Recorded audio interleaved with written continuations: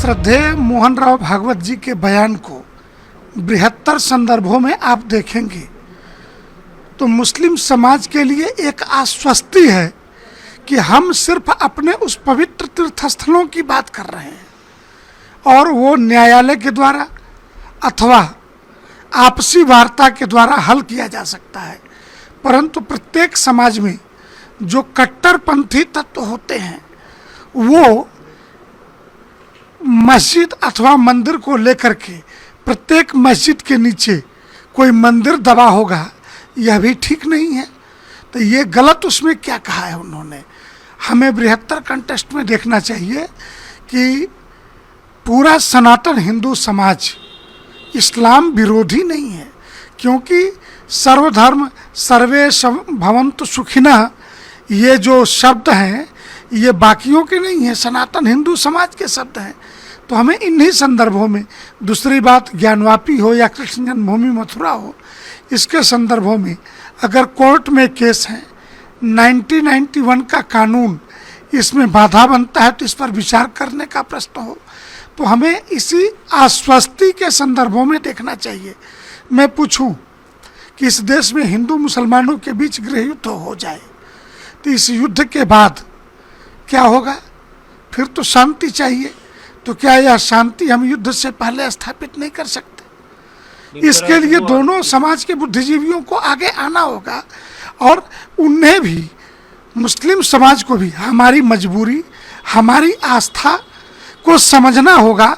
हम बहुत ज़्यादा नहीं मांग रहे, पांडवों की तरफ से उन्हीं 5 गांवों की मांग है जिस पर इस्लाम के जो स्कॉलर हैं, उनके वरिष्ठ बुद्धिजीवी हैं, वो बैठ के विचार करेंगे।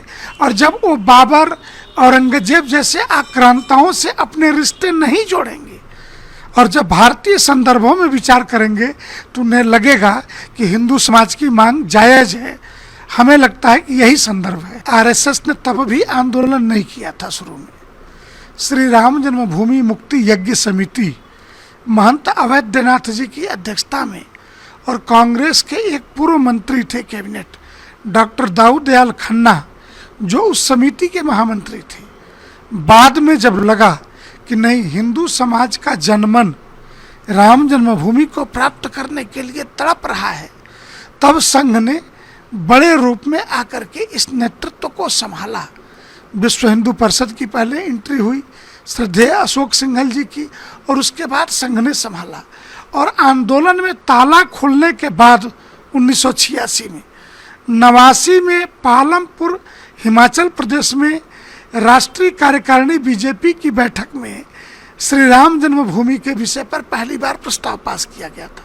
इसलिए यह कहना कि राम जन्मभूमि का आंदोलन उन्होंने प्रारंभ किया, यह भी इतिहास की दृष्टि से एक झूठ है। हमें लगता है समाज जब आंदोलित होगा तो संघ भी समाज का संगठन है, आज नहीं तो कल उसे आगे बढ़ कर के अव्यवस्थित आंदोलित समाज को नेतृत्व की दिशा तो देनी ही पड़ेगी, क्योंकि राष्ट्रीय स्वयंसेवक संघ हिंदू समाज का संगठन है। मुझे लगता है आज समाज आंदोलित है, यह पहला आंदोलन है।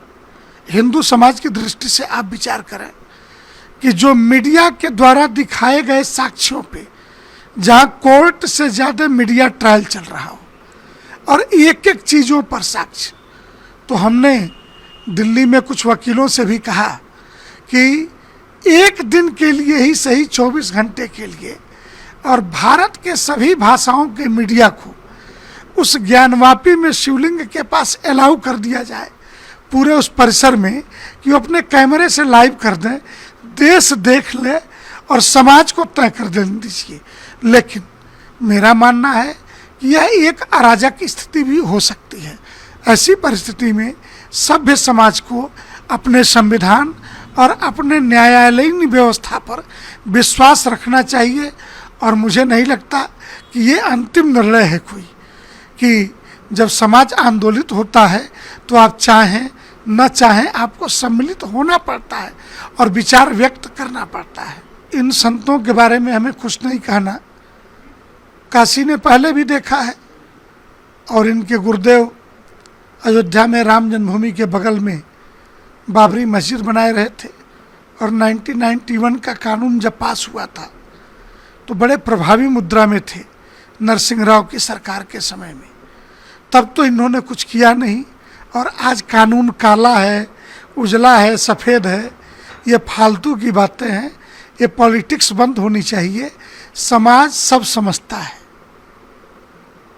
क्योंकि जब कोई विषय न्यायालय के अंदर चल रहा हो, न्यायालय ने तिथि निश्चित की हो और सबूत बाहर मीडिया के माध्यम से छन छन करके आ रहे हों, ऐसी परिस्थिति में डायरेक्ट एक्शन जैसे शब्दों की घोषणा करना, ये मुझे असंवैधानिक, गैर कानूनी और समाज में अशांति पैदा करने वाला प्रतीत होता है। उनके तर्क उनको मुबारक हो, उन्हें जो करना है करें।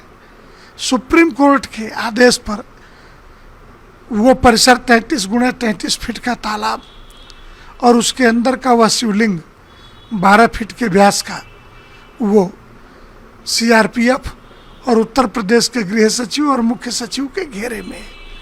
लिहाजा डीजीपी जाने, सीआरपीएफ जाने और सुप्रीम कोर्ट जाने, जिसे जो करना है करे। जहाँ तक हमें जानकारी है वो महोदय कोमा में है और चेला उनके नाम पे राजनीति करने में लगा पड़ा है।